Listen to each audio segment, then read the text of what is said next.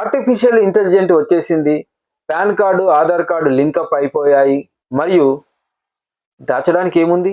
కాబట్టి మీరు జరిపే ట్రాన్సాక్షన్‌లో డెబిట్ అండ్ క్రెడిట్, బ్యాంకింగ్‌లో చేసే డిపాజిట్స్ మరియు విత్‌డ్రాస్, రియల్ ఎస్టేట్‌లో చేసే బయింగ్ అండ్ సెల్లింగ్, మీరు బిజినెస్‌లో చేసే turnover and net profit, business నుండి వచ్చిన మీకు ప్రాఫిట్ మరియు లాస్‌లు అన్నీ తెలిసిపోతాయి. ఇన్కమ్ ట్యాక్స్ డిపార్ట్మెంట్ వారికి మరియు జీఎస్టీ ఆఫీసర్స్‌కు ఈ యొక్క ఇన్ఫర్మేషన్ ఈజీగా తెలిసిపోతుంది. కాబట్టి వారు అడగక ముందే మీరు కొన్ని ట్రాన్సాక్షన్స్ గురించి అవగాహన ఉండి వాటి గురించి మీకు ఏ విధంగా చేయాలని తెలిస్తే ప్రాబ్లం రావు. వీటి గురించి తెలుసుకునే ముందు వెల్కమ్ టు శంకర్స్ అడ్వైజరీ. నేను ఎంకే శంకర్. నేను చెప్పినట్లుగా హై వాల్యూ ట్రాన్సాక్షన్స్ కొన్ని ఉన్నాయి. వాటిలో ఒక్కొక్కటిగా చెప్పుకుంటూ పోతాను. First one, banking. మీరు ఒక సంవత్సర కాలంలో సేవింగ్ అకౌంట్లో చేసిన డిపాజిట్స్ 10 లక్షల కన్నా ఎక్కువగా ఉంటే, ఇది ఒక రోజులో కూడా కావచ్చు, 10 లక్షల కన్నా ఎక్కువగా ఉంటే, మరియు కరెంట్ అకౌంట్ మీ యొక్క బిజినెస్ అకౌంట్ ఇది, దీనిలో కూడా 50 లక్షలు దాటితే హై వాల్యూ ట్రాన్సాక్షన్గా మనము చెప్పవచ్చు. రెండవది, ఫిక్స్డ్ డిపాజిట్స్ కానీ రికరింగ్ డిపాజిట్స్ కానీ మీరు ఒక సంవత్సర కాలంలో 10 లక్షల కన్నా ఎక్కువగా డిపాజిట్ చేసిన, వాటిపైన మీరు ట్రాన్సాక్షన్ జరిపిన, దీనిని కూడా హై వాల్యూ ట్రాన్సాక్షన్గానే ఇన్కమ్ ట్యాక్స్ డిపార్ట్మెంట్ వారు పరిగణిస్తారు. తర్వాత మూడవది, మీరు ఇన్వెస్ట్మెంట్ పరంగా సిప్, మ్యూచువల్ ఫండ్ మరియు షేర్స్, డిబెంచర్ వీటన్నిటికీ కలిపి 10 లక్షలు దాటిందంటే ఇది కూడా హై వాల్యూ కింద లెక్క.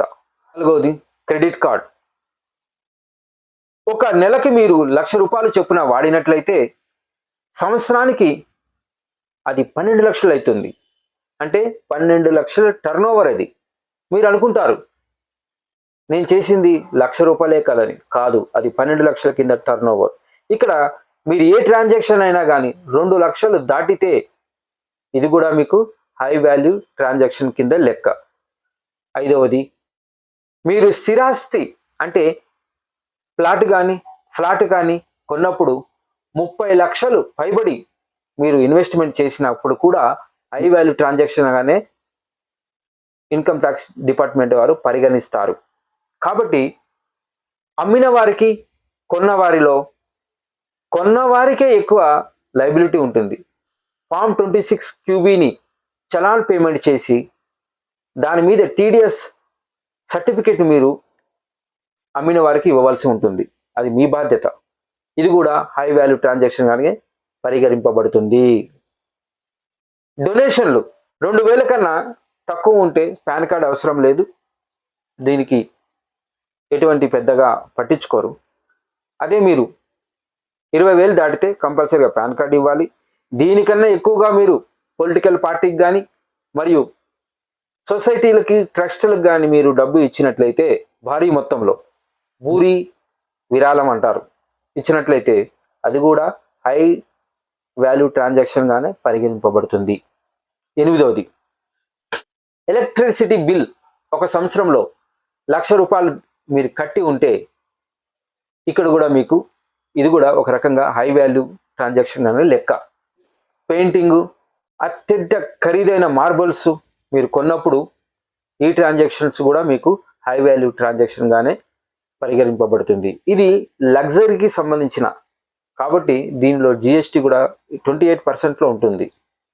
మరియు ఈ విధంగా ఇప్పుడు చెప్పిన ఈ అంశాలు మొత్తము హై వాల్యూ ట్రాన్సాక్షన్గానే పరిగణింపబడతాయి. సో వీటన్నిటికీ మీరు సిద్ధంగా ఉండాలి అంటే ఎప్పుడు కూడా మీరు మీ యొక్క ఇన్కమ్ ట్యాక్స్ ఫైలింగ్ చేయండి. దానికి సంబంధించిన లెక్కలు మరియు పత్రాలను సరిగ్గా ఉంచుకోండి. రేపు పొద్దున ఎప్పుడైనా రైడ్ అయినా కూడా మీరు ఇన్కమ్ ట్యాక్స్ డిపార్ట్మెంట్ వారికి ప్రతిదీ పూసగుచ్చి చెప్పేటట్టుగా ఉండాలి. అప్పుడే మీరు జరిమానాలు మరియు జైలు పాలు కాకుండా మిమ్మల్ని మీరు రక్షించుకోగలరు. చివరిగా, వ్యక్తిగత అభివృద్ధి దేశాభివృద్ధి.